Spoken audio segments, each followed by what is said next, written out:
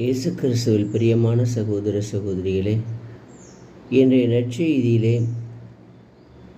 மத்தேயு எழுதிய நற்செய்தி அதிகாரம் 10 இறைவசனம் 34 அதிகாரம் 11 வரையில் இயேசு சொல்லுவது: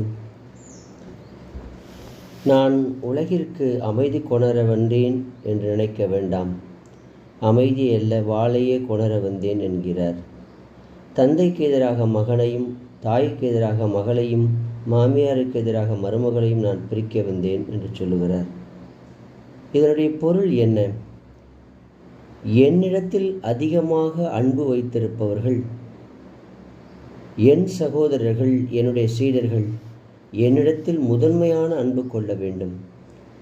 அப்படி என்னை அன்பு செய்பவர்கள் கண்டிப்பாக இவ்வுலகிலே பிரச்சனைகளையும், துன்பங்களையும், போராட்டங்களையும், பிரிவினைகளையும் சந்தித்தே ஆக வேண்டும். முதன்மையான முழுமையான அன்பு கடவுளிடத்தில் கொள்ள வேண்டும் என்று 10 கற்பனைகள் சொல்லுகிறது. இந்த 10 கற்பனையிலே 2 கற்பனைகளில் முதன்மையானது எல்லாவற்றிற்கும் மேலாக கடவுளை அன்பு செய்ய வேண்டும் என்று சொல்லுகிறார். என்னை விட தன் தந்தையிடமோ தாயிடமோ மிகுந்த அன்பு கொண்டுள்ளோர் என்னுடையோர் என கருத தகுதியற்றவர்கள் என்று சொல்லுகிறார். கடவுளிடத்தில் அன்பு கொள்ளுபவர்கள் மட்டும்தான் கடவுளின் அன்பை உலகிற்கு எடுத்துச் சொல்ல முடியும். கடவுளுடைய அன்பை மேலான அன்பாக கொள்ளுபவர்கள் மட்டும்தான் கடவுளுடைய அன்பை உலகிற்கு எடுத்து காட்ட முடியும், வாழ முடியும், வாழ்ந்து காட்ட முடியும், பகிர முடியும் என்று சொல்லுகிறார். என்னை விட தன் மகளிடமோ மிகுதியாய் அன்பு கொண்டுள்ளோரும் என்னுடையோர் என கருதப்பட தகுதியற்றவர்கள்.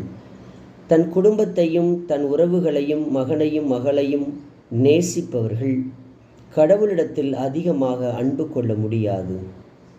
கடவுளை முதன்மையாக கொள்ள வேண்டும். கடவுளை முதன்மையாக கொண்டு அவரிடத்தில் அன்பு கொண்டால் அந்த அன்பு பிறரிடமும் பகிர்ந்து கொள்ள முடியும்.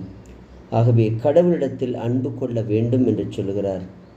என்னோடு இணைந்திருப்பவன் நான் திராட்சை கொடி, என் கொடியில் அமைந்திருப்பவர்கள், சேர்ந்திருப்பவர்கள் நிறைய பலன் தருவார்கள் என்று இயேசு அழகாக சொல்லுகிறார்.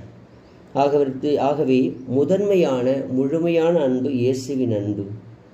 இயேசுவிடத்தில் அன்பு கொண்டுள்ளோர் இயேசுவை பின்தொடர தகுதியுடையோர் என்று சொல்லுகிறார். தன் சிலுவையை சுமக்காமல் என்னை பின்பற்றி வருவோர் என்னுடையோர் என கருதப்பட தகுதியற்றவர்கள் என்றும் சொல்லுகிறார்.